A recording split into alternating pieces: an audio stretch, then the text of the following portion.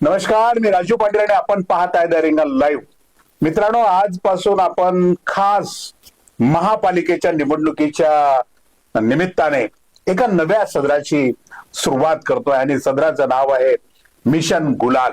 की ज्या ज्या पदाधिकाऱ्यांना, ज्या ज्या कार्यकर्त्यांना महापालिकेच्या निवडणुकीच्या राजकारणामध्ये उतरायचं आहे किंवा पुढे जिल्हा परिषद पंचायत समितीच्या निवडणुकीच्या राजकारणामध्ये उतरायचं आहे, निवडणूक लढवायची आहे, अशा लोकांसाठी एक मोठं व्यासपीठ मिळवून देण्याच्या हेतूने आपण रिंगणच्या माध्यमातून एक नव्या सदराची सुरुवात करतोय. त्या सदराचं नाव आहे मिशन गुलाल. आणि या सदराच्या पहिल्या भागामध्ये आज आम्ही अशा एका कार्यकर्त्याला निमंत्रित केला आहे की जो कार्यकर्ता अत्यंत गरीब आहे, पण मराठवाड्याच्या कानाकोपऱ्यामध्ये ज्याचं नाव पसरलेलं आहे, सातत्याने रुग्णांची सेवा करणारा, सातत्याने गोर गरिबांना मुख्यमंत्री निधीतून मदत मिळवून देण्यासाठी आवश्यक असलेल्या कागदपत्रांची कारवाई करून आपल्या नेत्याच्या माध्यमातून, आपल्या वरिष्ठांच्या माध्यमातून त्यांना मदत मिळवून देणारा एक अत्यंत महत्वाचा कार्यकर्ता, जो कार्यकर्ता या महापालिकेच्या निवडणुकीमध्ये आपल्या पक्षाकडे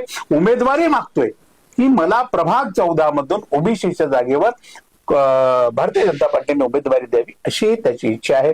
आणि ते आहेत सर्वांचे सुपरिचित असणारे उद्धव तेलंगे यांचे. उद्धव, तुमचं आमच्या स्टुडिओमध्ये हार्दिक स्वागत. तुम्ही या सर्व प्रेक्षकांना माझ्यातर्फे नमस्कार.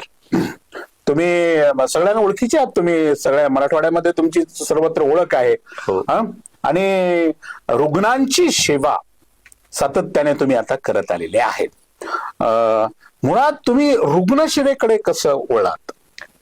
या क्षेत्रामध्ये येण्याच्या अगोदर मी सामान्य कार्यकर्ता होतो, एका हॉस्पिटलमध्ये जॉब करत होतो. ओके. 2014-15 मला ब्रेन ट्यूमर झाला. ओके. ब्रेन ट्यूमर झालेला असताना मी माझं दैवत, हो तुम्ही नेहमी उल्लेख करता, माझं दैवत आमदार अभिमन्यू पवार साहेब असतील, ओमप्रकाश शेटे साहेब असतील, ज्यांच्या माध्यमातून मला ही प्रेरणा भेटली हे काम करायची. आणि ज्यांनी मला वाचवलं, ते ब्रेन ट्यूमर झाला, पुढे काय घडलं ते सांगतो. आदरणीय डॉक्टर केनीकर सर, ज्यांनी मला वाचवलं.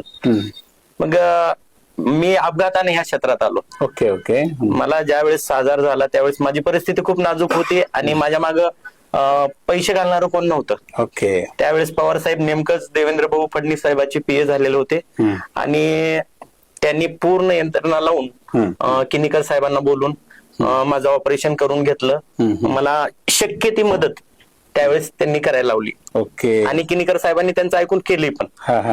मग मला काय वाटलं की बाबा मला मदत झाली नाही. मुख्यमंत्री सहायता निधीचे काही नियम आहेत. हो हो हो. पेशंट डिस्चार्ज झाल्यानंतर पैसे मंजूर होत नाहीत, कागदपत्र वेळेवर दिली पाहिजेत. माझ्या मागे धावपळ करणारं कोण नव्हतं. आणि मग मी कागदपत्र स्वतः मुंबईला घेऊन गेलो होतो. माझ्या डोक्याला पूर्ण पट्ट्या होत्या. ओके. आणि फाईल दाखल करायला गेल्यानंतर मला असं समजलं की बाबा आपली फाईल होणार नाही. आणि भैयांनी पण तसं सांगितले की डिस्चार्ज झाल्यानंतर तुला काही मदत होऊ शकत नाही, मी डॉक्टरांना बोलतो आणि तुला सर्वोत्तरी मदत करू आपण. ओके. मग मी तिथून परत आलो. माझा प्रवास खरा तिथून चालू झाला. मी सहज मुंबईला जायचं यायचं, मंत्रालयात माहिती घ्यायची, अधिकाऱ्यांच्या ओळखी करून घेतल्या. ओके. आणि हळूहळू लोकांच्या फायली करायला चालू केल्या. मग पवार साहेब नेमकंच त्याने ऑलरेडी पीए होते आणि मी त्यांना खूप जवळून बघितलं. मी पक्षाचा कार्यकर्ता असल्यामुळं मी बघत होतो की भैयाचं काम किती धडपडीनं असते समाजसेवेसाठी. त्यांनी तालुका बघत नाहीत, जिल्हा बघत नाहीत, कुठलं काम आलं ते करायचं. मग मी विचार केला की बाबा भैया एवढं पळतात तर आपण भैयासोबत थोडं पळायला काय अडचण आहे. मग मी चालू केलं ताकदीनं. भैया म्हणले आता तू सगळं बघ म्हणले, तुला जी काही मदत लागेल तिथं मला सांगत जा. ओके. मग मी ह्या कामाला सुरुवात केली आणि हळूहळू नाव पसरत गेलं, लोकांना माहिती होत गेली, ओळख होत गेली, लोक अपेक्षेने येत गेले आणि मी करत राहिलो. मला एक छंद लागला. त्या म्हणजे मी जर ठरवलं असतं की बाबा मला पैसे कमवायचे तर मी ताकदीनं भरपूर पैसे कमवू शकलो असतो, सेटल झालो असतो. पण मी जे भोगलं होतं, मी खूप जवळून बघितलं होतं की बाबा काय अडचणी येतात आणि माझ्या नशिबाला ज्या अडचणी आल्या होत्या त्या इतरांना येऊ नये, गरीब माणसांना येऊ नये, हीच माझी प्रामाणिक अपेक्षा होती. त्या माध्यमातून मी ताकदीनं काम करायला चालू केलं आणि लोक वाह करायला लागले. मला ते आनंद व्हायला, अरे भाऊ आपलं नाव व्हायलंय, मग पैसे कशाला लागतात. आणि मग मी कंटिन्यू चालू केलं काम. 8 दिवसाला 15 दिवसाला 50 लाख 60 लाख 70 लाख मंजूर करून आणायला लागलो मी. 2000 ओमप्रकाश शेटे साहेबाचा ह्याच्यामध्ये सिंहाचा वाटा आहे. ओमप्रकाश शेटे साहेब असतील आणि भैया माझे हे दोन्ही दैवत.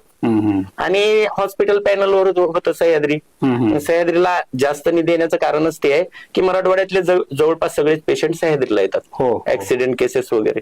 हे माझे तिन्ही दैवत किनीकर सर, ब्रह्मा विष्णू महेश हे तिघ ताकदीने माझ्या मागे राहिले. किती हजार लोकांना आतापर्यंत आपण उद्धव तुम्ही मदत केली? भैया मी रेकॉर्ड तर ठेवलं नाही. आता हे निवडणुकीचा नाद लागला मला, बऱ्याच जणांनी म्हणले की बाबा तू थांबायला पाहिजे, तुझं काय काय काम केलंस लोकांना दाखवायला, आता सांग. मी म्हणलं माझ्याकडे काहीच नाही. 1-1.5 वर्षापूर्वीपासूनचा डाटा होता फाईलच्या झेरॉक्स काढून ठेवलेला. मी तो डाटा सगळा गोळा केला आणि जवळपास भैया माझ्याकडे ऑन रेकॉर्ड आता डाटा आहे 12-13 महिन्यातला 573 पेशंटचा, जे की सीएम रिलीफ फंड मधून मी मदत केलेली. मी म्हणत नाही, ते मुख्यमंत्री साहेबाचं सगळ्यात मेन योगदान त्यांचं आहे. त्याच्यानंतर ओमप्रकाश शेट्टे साहेब जे मुख्यमंत्री सहायता निधीचे प्रमुख राहिले, आता सध्या रामेश्वर भाऊ नाईक आहेत, त्यांच्या माध्यमातून. आणि मेन म्हणजे त्याला पाठपुरावा करायला मला ताकद देणारे माझे दैवत अभिमन्यू पवार साहेब. मी कुठला मतदारसंघ बघितला नाही की बाबा हा ह्या पक्षाचा आहे, तो त्या पक्षाचा आहे, हा आमदार आहे, तो आमदार आहे, असं कधीच विचार केला नाही. मी आदरणीय संभाजी भैया यांच्या निलंगा मतदारसंघातले पण खूप पेशंटची मदत केली. त्याच्यानंतर आदरणीय रमेश अप्पा कराड साहेब असतील, त्यांच्या मतदारसंघातले पण माझ्याकडे तसं रेकॉर्ड आहे. आदरणीय बाबासाहेब पाटील असतील, त्यांच्या मतदारसंघात संजू भाऊ बनसोडे असतील, अमित भैया देशमुख असतील, इतरही मराठवाड्यातले सगळेच. त्याच्यामध्ये नमिताताई मुंदडा, प्रीतमताई मुंडे, पंकजाताई, धनंजय मुंडे असतील, रत्नाकर गुट्टे असतील. ते मी गडबडीमध्ये नाव घ्यायलो म्हणजे आदरणीय वगैरे, मला सगळेच आदरणीय आहेत बरं. म्हणजे मराठवाड्यातले सगळे आमदार, सगळे खासदार, सगळ्यांचे लेटर आहेत माझ्याकडं. त्यांचे म्हणजे काय माहितीये का, कोणत्याच आमदारचे PA, आरोग्य सहाय्यक वगैरे शक्यतो हे काम करत नाही. मग ते मला साहेबांनी म्हणले तू आरोग्य दूत म्हणून हे काम करायचं. मराठवाड्याच तुम्ही आरोग्य दूत. मग मी त्या ह्यानं लागलो ह्या कामाला. आणि मी कधीच भेदभाव सालापासून हे काम करतोय, जवळपास 2015च्या 10 वर्षापासून सातत्याने, जवळपास 10 वर्ष झालं. तुम्ही आता 1 वर्षामध्ये 600 लोकांना मदत केली, म्हणजे 5-7 हजार लोकांना तुम्ही आतापर्यंत मदत केली आहे. हे मी ऑन रेकॉर्ड मुख्यमंत्री सहायता निधीचं सांगतोय. बोन मॅरो ट्रान्सप्लांट असतील ज्याच्यामध्ये 40-40 लाखापर्यंत खर्च येतो, त्या केसेस मी PM फंड मधून बऱ्याच जणांना 3-3 लाख रुपयाची मदत मिळवून दिली. त्याच्यानंतर महात्मा फुले असेल, महात्मा फुले मध्ये बऱ्याच पेशंटच्या किडनी ट्रान्सप्लांट असतील, अँजिओप्लास्टी असतील, त्याच्यानंतर बायपास सर्जरी असतील, हे पण केले. ते रेकॉर्डवर नाही माझ्याकडे. त्याच्यानंतर ट्रस्ट आहेत, सिद्धिविनायक आहे, बेईंग वुमन आहे सलमान खानचं, टाटा ट्रस्ट आहे, जिथं की ओमप्रकाश शेट्टे साहेबाचा शब्द टाळला जात नाही. टाटा ट्रस्ट मधून मी बऱ्याच लोकांना मिळवून दिले पैसे. असे इतर माध्यमातून पण तसा आकडा काढायला गेला तर खूप मोठा जाणार आहे. माझ्याकडे त्याचा रेकॉर्ड नाही, त्याच्यामुळे मी त्याच्यावर काही बोलणार नाही. एवढं आरोग्याचं आणि गोरगरिबांचं काम तुम्ही हजारो लोकांचं काम करत आलाय उद्धव. तुम्हाला लोकांचं काम केलं पाहिजे. तुम्हाला तुमच्यावर स्वतःवर जेव्हा तुम्हाला ब्रेन ट्युमर झाला, भैया मला ब्रेन ट्युमर 1 नाही 2 वेळेस झाला. 2 वेळेस झाला. आणि ब्रेन ट्युमरची एक खासियत आहे, ब्रेन ट्युमर असा आजार आहे त्याच्यामधून शक्यतो माणूस वाचत नाही. आणि जरी वाचला, आपल्या मराठवाड्यातले सगळ्यात प्रसिद्ध किनीकर साहेब आहेत, न्यूरोसर्जन. ओके. आणि तुम्हाला सांगतो, मला 2014-15 ज्यावेळेस झाला त्यावेळेस त्यांनी वाचवलं. आणि 2021 झाला त्यावेळेस किनीकर साहेबांचे माझे रिलेशन असे झाले होते की सख्या भावापेक्षा जास्त. मग किनीकर साहेबांनी मला म्हणले, उद्धव मी तर तुझं ऑपरेशन नाही करू शकत. ते काय आता ते भावनिक अटॅचमेंट झाली होती. मग मला साहेबांनी मुंबईला पाठवलं. जगातले टॉप 10 मधले BK मिश्रा म्हणून हिंदुजाला गेलो मी. आणि त्या डॉक्टरनी सांगितलं की बाबा तुला एवढे पैसे लागतील. मी म्हणलं मी तर पैसे कमवले नाहीत, आता एवढे पैसे घालायचे कुठून. माझ्या मनात धाकधूक होती. माझ्यासोबत माझे 2-3 मित्र आले होते, त्यांनी गळून गेले ते ऐकून की बाबा आता एवढे पैसे गोळा कसे करायचे. मग मी तिथून किनीकर सरांना फोन लावला. सर म्हणलं असं असं झालं, आणि तर पैसे खूप मागायलेत आणि कसं करावं. सर म्हणले तुम्ही या परत. भैया तिथंच होते मुंबईमध्ये, ह्याला आकाशवाणीला. मी भैयांना फोन केला, तू लातूरला जा म्हणले, आपण ठरवू काय करायचं ते. मग मी लातूरला परत आलो. 2 महिने मी नुसती मरणाची वाट बघत होतो, कारण मला भीती होती की बाबा मी आज ना उद्या मरणार आहे. मला आठवतंय चंदवाना उपमहापौर काहीतरी होते त्यावेळेस, चंदवाना बिराजदार. त्यांनी किनीकर सरांना फोन केला. अहो साहेब म्हणला, त्याचा चंदवानाने किनीकर सरांना बोलले, अहो साहेब, त्या माणसाचं ऑपरेशन करावं, त्याला वाचवा, त्यानं खूप लोकांना मदत केलंय. ठीक आहे, त्यानं पैसे देईल न देईल, म्हणजे तो हेतू नव्हता किनीकर सरांचा की करायचं नाही, पण किनीकर सर विचार करत होते की कशा मार्गाने चांगलं करता येईल उद्धवचं ऑपरेशन, याच्यापेक्षा चांगलं कसं करता येईल. मग त्यांनी काय केलं, सायन हॉस्पिटलला डॉक्टर बटुक सर म्हणून आहेत, बटुक सरांना बोलले त्यांनी, आणि मला पैसे लागू नयेत म्हणून, म्हणजे माझी परिस्थिती माहिती असल्यामुळं त्यांनी आणखीन 2-3 ऑपरेशन ठेवले. बटुक सर म्हणजे न्यूरोसर्जन मधले सगळ्यात बेस्ट. काही गोष्टी सांगायच्या नसतात, तुम्ही सांगताय ते खुलासा. नाही, जे आहे ते सर त्याच्यात काय सांगायला. आणि माझं दुसरं पण ऑपरेशन सक्सेस झालं, आणि त्यावेळेस मी माझ्या दैवताला शब्द दिला होता. म्हणजे मी अशी मरणाची वाट बघत होतो, त्याच वेळेस मी भैयाला एक मेसेज केला, आणि भैया म्हणलं मला पैसे कमवायचे नाहीत, मी आहे त्याच्यात सुखी आहे, मी इथून माझं पूर्ण आयुष्य तुम्हाला आणि लोकांना समर्पित करतो. क्या बात आहे, क्या बात आहे. आणि त्यावेळेस पासून मी ताकदीने, आता ठीक आहे बघा, काही जण माझ्यावर पण आरोप करतात, लोक देवाला नाव ठेवतात, मी तर माणूस आहे. होय होय होय. मलाही बऱ्याच जणांनी आरोप केले की तू पैसे घेतोस, हे करतोस, ते करतोस. पैसे प्रत्येक गोष्टीला लागतात, पण ऑन रेकॉर्ड माझ्याकडे जेवढे पेशंटचे नाव आहेत, त्यांचे नंबर आहेत, सगळे डिटेल आहे. मी कधीही कोणाकडून 1000-2000 रुपयाच्या वर कोणाला मागितलो नाही, आणि 99% पेशंट मधून कडून तर पैसेच घेतले नाहीत. एक 10-5% लोकांकडून जे घेतले, माझं गाडीचं पेट्रोल पाणी असेल, खर्चा पाणी असेल, त्याच्यासाठी घेतले. त्याच्यातही बदनामी होते, झाली, मी ती पण सहन केली. हा, आणि मी माझ्या आयुष्यामध्ये मी एवढा संघर्ष करून आलोय. मी वयाच्या 14व्या वर्षापासून म्हणजे बाहेर आहे. आई वडिलांपासून आहे, आई वडिलांसोबत माझं सगळ्यांसोबत आहे, पण थोडा अलिप्त राहिल्यासारखा एकलकोंडी स्वभाव आहे. मला जे पटतंय तेच करायचा, आणि त्याच्यामुळे माझे मित्र जे जीवाचे आहेत त्यांनीच मला समजू शकतात. आता भैयाला माहिती झालंय उद्धव कसा आहे, आपला एक मुडी आहे, ठीक आहे बाबा, त्याला उद्धवने अशा पद्धतीने आरोग्य सेवेचं खूप मोठं काम मराठवाड्यामध्ये निर्माण केलं. आणि आता महापालिका निवडणुका लागल्या, आता आपण पण निवडणूक लढवली पाहिजे, हे उद्धवच्या डोक्यात आलं कुठून नेमकं? हे मुळात माझ्या डोक्यातली संकल्पनाच नव्हती. मला निवडणूक वगैरे काही लढवायची नव्हती. आणि आपले VS पॅन्थरचे विनोद भाऊ खटके असतील, मला त्यांनी प्रोत्साहित केला, अरे उद्धव तू लोकांची एवढी सेवा करतोस, प्रयत्न कर. मी साहेबांना बोलतो, संभाजीभाईंना बोलतो, नेत्यांना बोलतो सगळ्या. आणि त्याच्यानंतर रामचंद्र तिरुके साहेब, त्यांनी माझ्या पूर्वीपासून आरोग्याचं काम करतात. ओके. मी तिरुके साहेबांनी मला म्हणले उद्धव तुला आता लढायचंय. 2017ला माझ्या घरी आले होते संभाजी भैया आणि तिरुके साहेब. मला त्यांनी सांगितलं की आता तुला ताकदीनं महानगरपालिका लढवायचे, आणि मी सगळ्या नेत्यांना बोलतो. भैया म्हणलं माझं काहीच नाही, मला काहीच येत नाही. ओके. मग मला म्हणले तू टेन्शन घेऊ नको, तू प्रयत्न तर कर. आता मग त्या हे बोलल्यापासून मग पक्षाचं फॉर्म वगैरे घेणं, मागणी करणं वगैरे चालू होतं. प्रभाग 14 मधून तुम्ही उमेदवारी मागितली. हो, ओबीसी जागेवर, नाही का? गिरीश पाटील तिथं जिथं मतदार, गिरीश भैया आहेत, रविशंकर भैया जाधव आहेत, इच्छुक असणारे. आले का तुमच्या पक्षात ते? त्यांचं नाव घेतलं तुम्ही आता? येणार आहेत, भेटीगाठी वगैरे चालू आहेत त्यांच्या, आणि बाकी इच्छुक भरपूर आहेत. आता उद्धव, आता निवडणुकीचं जे मैदान आहे ते इकडचं सेवेचं मैदान नाहीये ते. हो, आता इथं नगरपालिका लढवायची म्हणलं तर खूप पैसे लागतात. म्हणजे लातूरचे लोक बजेट सांगतायत की एका प्रभागासाठी 10 कोटी, 15 कोटी, 20 कोटी. तुम्ही किती कोटीची तयारी केली माहित नाही. भैया एक सांगतो, माझ्या आता गुगल पे माझ्या अकाउंटला एक 250 ते 300 रुपये बॅलन्स असेल. आणि माझे मित्र असे आहेत जे मी जीवाभावाचे कमवलेत. आता त्यांचे नाव सांगायला काय हरकत सांगू. तात्यासाहेब जाधव म्हणून आहेत, गजरात पॅलेसचे मालक. Okay okay. 50-100 एकर जमीन आहे, मोठी माणसं आहेत, शेकडो कोटीचे मालक आहेत. तुम्हाला माहिती आहे, तुमच्या ताईच्या शेजारीच शेत आहे त्यांचं. योगेश पाटील असतील, शरद मगर असतील, माझे अनेक मित्र आहेत की तू काळजी करू नको, तुला पैसे लागणार. पण आता आमच्यासारख्या पत्रकारांना निवडणुकीत पैसे द्यावे लागतात ना. नाही, आता तुम्ही तर मला पैसे देऊन मागून बोलवलं नाही. बरोबर आहे ना.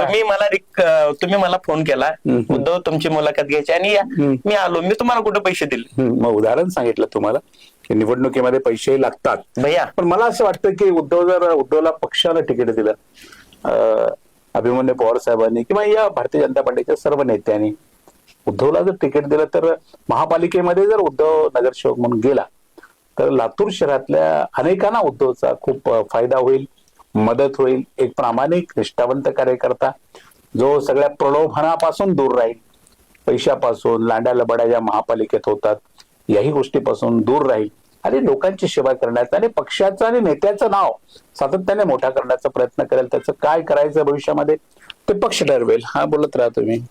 माझं एक आहे भैया, माझ्या मित्रांनी मी तुम्हाला जर मेसेज दाखवलो, माझ्या ह्याला कॉन्टॅक्ट लिस्ट मध्ये 10,000 नंबर आहेत. बापरे. हा. मी खोटं नाही बोलत, ऑन रेकॉर्ड आहे माझ्याकडे. आणि त्याच्यामधले जवळपास माझं स्टेटस बघतात 4-5 हजार लोक. खात्यावर पैसे 300 रुपये आहेत. हो. पण माझा कॉन्टॅक्ट संपर्क एवढा दांडगा आहे. ती आमदार अभिमन्यू पवार साहेबाची कृपा. त्यांनी मला एक शिकवलं, आयुष्यामध्ये कधीच पैशाच्या मागे पळू नको, जातपात बघू नको. तुला जेवढं ताकदीनं लोकांच्या मदतीला जाता येते तेवढं ताकदीनं जा. ओके. आणि मी ते प्रयत्न केला, पुरेपूर उतरायचा प्रयत्न केला. माझ्या मागे एकतर लोड आहे, माझं 2 वेळेस ऑपरेशन झाले असल्यामुळं थोडं चिडचिड होते मला. ते वाटतं की लवकर राग येते. ते लोकांना वाटतं की बाबा अरे हे चिड काय असं आहे, पण तसं काही नाही. शेवटी माझं 2दा ऑपरेशन झालेलं आहे, मला लोड सहन होत नाही. तरी मी दिवसामध्ये, तुम्ही आजही बघितलात माझा फोन कंटिन्यू चालू आहे, मला दिवसामध्ये 350-400 कॉल येतातच. आणि शक्यतो माझा कॉल शेवटच्या रात्री 12ही वाजले, मी एखाद्याचा कॉल नाही घेतला तर रात्री 12ही वाजले तर मला त्याचा रिटर्न कॉल, माझा कॉल त्याला रिटर्न जातो.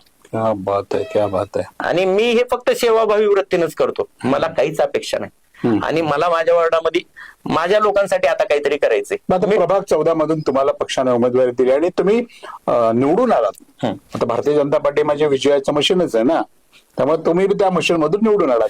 काय आहे प्रभाग 14 मध्ये काय करणार आहात तुम्ही? बाय, माझी संकल्पना आहे की माझ्या वॉर्डातल्या लोकांना हॉस्पिटलला जायला वगैरे अडचणी येतात. जर मला लोकांनी जर दिलं ताकदीनं, माझ्या लोकांनी जर दिलं तर मी सगळ्यात प्रथम एक अँब्युलन्स घ्यायचं माझ्या डोक्यात आहे लोकांसाठी. ओके. अँब्युलन्स कशी घेता येईल, आता भैयाच्या माध्यमातून मी कोणाला तरी इकडून तिकडून हातापाया पडेल, कुठून तर ट्रस्टच्या माध्यमातून घ्यायचं नियोजन आहे माझं. त्याच्यानंतर माझ्या पाठीमागे जे दुसरं दैवत आहे सह्याद्री हॉस्पिटल किनीकर साहेब. माझ्या वॉर्डामध्ये जेवढी लोकसंख्या आहे ना भैया, तेवढ्यांना सांगतो, MRI, CT scan, x-ray, lab test ह्या कुठल्याही योजनेत बसत नाहीत. ना महात्मा फुले आयुष्यमान भारत, ना मुख्यमंत्री सहायता निधी. ओके. आणि ह्याला खर्च MRI जर केला तर 7, 8, 10, 11 हजार रुपये लागतात. मी कोणाला 1 रुपया देऊ शकणार नाही ह्या निवडणुकीमध्ये, बाबा मी पैसे देतो मला मत द्या. पण मी त्यांना एक शब्द देऊ शकतो की बाबा तुम्ही जर मला मदत केलात, मला निवडून आणलात किंवा नाही आणलात तरी काय अडचण, पण मी ताकदीनं तुमच्या सोबत राहणार आहे. मी तुम्हाला MRI, CT scan, x-ray, lab जे काही टेस्ट असतील ते करायला 40% सह्याद्री हॉस्पिटलमध्ये, श्री साई हॉस्पिटलमध्ये त्यांना सूट भेटणार आहे. ही तुम्हाला निवडणुकीच्या माध्यमातून तुम्ही मी त्या नेत्यांसारखं कोणासारखं 500 रुपये, 1000 रुपये, 2000 रुपये देऊन माझ्या मतदारांना शर्मिंदा नाही करणार. ओके. त्यांना वाटलं पाहिजे की बाबा उद्धव आपला मुलगा आहे आणि त्याला आपण ताकदीनं साथ दिली पाहिजे. माझी अपेक्षा एकच आहे की बाबा त्यांना कुठे जर दवाखान्यात अडचण आली, दवाखाना प्रत्येकाच्या नशिबाला येतो. आज मला आलाय, उद्या कोणाला तरी येणार आहे, परवा प्रत्येकाच्या कुटुंबात येतो. कोणालाही काही अडचण आली मदत करणार, मी 100% ताकदीनं मदत. रिंगणच्या माध्यमातून तुम्हाला आता तुमच्या पक्षाच्या सगळ्या नेत्याला बोलायचंय. जिल्ह्याचे अध्यक्ष आपले बसवराज पाटील, अभिमन्यू पवार, रमेश अप्पा, संभाजी पाटील, या सगळ्यांना तुम्ही आता तिकीट मागायचं आणि ते का मागायचं ते रिंगणच्या माध्यमातून मागायचं. बोला त्यांच्याशी. मी आदरणीय संभाजी भाईंना भेटलोय. मी त्यांना सांगितलं भैया माझं असं असं काम आहे आणि मी इच्छुक आहे. भैयांनी म्हणले ओके काही प्रॉब्लेम नाही, कॅमेरा आपण चर्चा करू. त्याच्यानंतर मी सगळ्यात पहिल्यांदा भैयांना भेटलो. भैया म्हणलं माझ्या वार्डातल्या लोकांची इच्छा आहे, मी लोकांसाठी काम केलंय म्हणून. अभिमन्यू पवार, माझं दैवत अभिमन्यू पवार साहेबांना मी बोलल्यानंतर त्यांनी म्हणले ठीक आहे, तू मागणी तर कर, आपण विचार करू. मला सगळ्या पक्षश्रेष्ठीशी चर्चा करावी लागेल आणि सगळे बोलून आम्ही निर्णय घेऊ. त्याच्यानंतर मी संभाजी भाईंना भेटलो. संभाजी भाईंना पण सगळं सांगितलं माझं. त्याच्यानंतर ताईंना पण भेटलो, अर्चना ताईंना.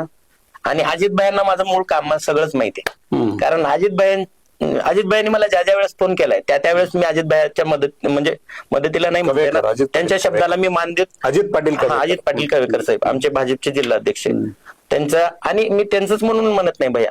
लातूर शहरात जेवढे नगरसेवक होऊन गेलेत, भाजप, काँग्रेस, राष्ट्रवादी, त्या सगळ्यांनी गडबड झाली आहे. माझा प्रश्न असा होता उद्धव की रिंगणच्या माध्यमातून तिकीट मागायचं नेत्याकडे, फक्त नेत्यांकडे. तर मी त्यांना एकच म्हणेल, मी माझं काम बघा. माझी सगळ्याच नेत्यांना विनंती आहे, त्यामध्ये आदरणीय संभाजीभाई असतील, माझे दैवत अभिमन्यूभाई पवार असतील, त्याच्यानंतर रमेश अप्पा कराड साहेब असतील, त्याच्यानंतर अर्चनाताई पाटील चाकूरकर असतील, आणि भाजपचे जिल्हाध्यक्ष, लातूर शहर जिल्हाध्यक्ष अजित भैया पाटील कवेकर साहेब असतील. त्यांना माझी विनंती आहे की तुम्ही माझं काम बघा, तुम्हाला काम माझं माहिती आहे आणि सगळ्यांनाच माहिती आहे जवळपास, तर माझं काम बघून एकदा माझा विचार करावा, एवढीच विनंती करतो. आता तुम्हाला प्रभागातल्या जनतेला बोलायचंय, तुम्हाला तुमच्या नेत्याने उमेदवारी दिली, जनतेशी संवाद करा. मी माझ्या प्रभागातल्या जनतेला एकच सांगू इच्छितो, मी तुम्हाला पैसे वगैरे देऊन म्हणजे निवडणूक लढवावं, किंवा माझ्याकडे तेवढे पैसे पण नाहीत की बाबा आज चर्चा चालू आहे की पैसे तुम्ही किती 350 रुपयात पैशावर निवडणुका लढवता येतात, हे जरी सत्य असलं तर तुमच्या कामाला पण तेवढंच महत्व आहे की जेवढं पैशाला असते. काही लोक काम बघणारे असतात, काही लोक पैसे बघणारे असतील. माझी इच्छा आहे की तुम्ही माझं काम बघून मला ताकद द्या, मला निवडून द्या. मी 100% ताकदीनं मी तुमच्या शब्दाला खरा उतरल, आणि माझं काम तर मी तुम्हाला सांगितलं की मी काय करणार आहे. जसं अन्न, वस्त्र, निवारा ह्या गोष्टी गरजेच्या आहेत, तसं आरोग्य आता सगळ्यात महत्वाचं आहे, आणि मी त्या क्षेत्रात काम करतो. मी ताकदीनं तुमच्या मागे आयुष्यभर उभा राहणार आहे. तुम्ही मला निवडून दिलात तरी राहणार आहे, आणि नाही दिलात तरी राहणार आहे. शेवटी आता वार्डातल्या जनतेनं ठरवायचं की मायबाप जनतेने की काय करायचंय. माझ्याकडे तर पैसे नाहीत. मग आता तुम्हाला सांगितल्याप्रमाणे माझे मित्र मला पैसे देणार आहेत. सकाळीच माझ्या एका मित्रानं म्हणला की बाबा मी तुला 1 लाख रुपये मदत करणार आहे निवडणुकीसाठी, आणि मी उद्या फेसबुकला पोस्ट टाकू का? मी म्हणलं तुझी इच्छा. आता मी जर टाक म्हणलो तर लोकांना उद्या वाटू नये की बाबा ह्यानंच पैसे मागायला फेसबुकला पोस्ट टाकायला लावले. तसा काही प्रकार नाही. तात्यासाहेब जाधव हे मोठे माणसं आहेत सगळे. योगेश पाटील असतील, योगेश पाटलांनी म्हणले मी ताकदीनं सोबत आहे. या सगळ्याच्या बळावर, माझ्या कर्माच्या विश्वासावर, माझ्या कर्माच्या विश्वासावर मी तुम्हाला मत मागणार आहे, आणि माझी अपेक्षा आहे की तुम्ही मला मत देऊन, जर उमेदवारी भेटली तर तुम्ही मला मत देऊन विजय कराल, हीच अपेक्षा ठेवतो बस. तर मित्रांनो, आपण आता ऐकलं उद्धव तेलंगे यांना. बघा, मी आमच्या रिंगणच्या माध्यमातून आज मिशन गुलाल हा मुलाखतीचा, आता हा कार्यक्रम कमर्शियल आहे, आपण सगळे जाणता. मी किती झाकून ठेवलं तर ते उघडं पडणारच आहे, आणि शेवटी हाही आमच्याही व्यवसायाचा भाग आहे. नंबर 1च्या व्यवसायाचा भाग आहे, 2 नंबरचा नाही. मिशन गुलाल हा पूर्णपणे कमर्शियल असणारा आपल्या मुलाखतीचा कार्यक्रम आहे निवडणुकीच्या माध्यमातून. आणि या कमर्शियल सदराची सुरुवात आपण एका सच्च्या प्रामाणिक कार्यकर्त्याच्या 10 पैसे सुद्धा न स्वीकारता, म्हणजे खरं म्हणजे न स्वीकारता म्हणण्यापेक्षा तो देऊच शकत नाही, हे दुर्दैव आहे. तो इतका गरीब आहे. अशा कार्यकर्त्याच्या मुलाखतीपासून करतोय. एखादं कुठलंही काम करत असताना त्याची सुरुवात मात्र चांगल्या स्वच्छ व्यक्तीपासून झाली पाहिजे, अशी अपेक्षा बाळगून आम्ही आज उद्धवला आमच्या स्टुडिओमध्ये निमंत्रित केले. त्याचे विचार आपण ऐकले. मी त्यांच्या नेत्याला विनंती करणार आहे की अशा एका चांगल्या कार्यकर्त्याचा जर विचार झाला तर ते पक्षासाठी आणि त्या प्रभागातल्या जनतेच्या हितासाठी अत्यंत चांगला आणि महत्वाचा निर्णय सुद्धा ठरू शकेल. उद्धव, तुम्ही आज आमच्या विनंतीला मान देऊन आमच्या स्टुडिओमध्ये आलात. खरं म्हणजे आमच्या स्टुडिओमध्ये येऊन बगर पैशाची मुलाखत देणारे तुम्ही एकमेव आहात. तरी सुद्धा तुमचं स्वागत करतो. धन्यवाद. तुमच्यासारख्या तरुणाची समाजात सेवा करणाऱ्या माणसांची नितांत आवश्यकता समाजाला सातत्याने असते, आणि रिंगणला सामाजिक भान सातत्याने असल्यामुळे आज आम्ही तुम्हाला आमच्या स्टुडिओमध्ये निमंत्रित केलं, तुमचे विचार लोकांच्या पर्यंत पोहोचवले. आपण आलात, आमच्याशी मोकळेपणानं बोललात, त्याबद्दल रिंगणच्या वतीने आपले मनपूर्वक धन्यवाद.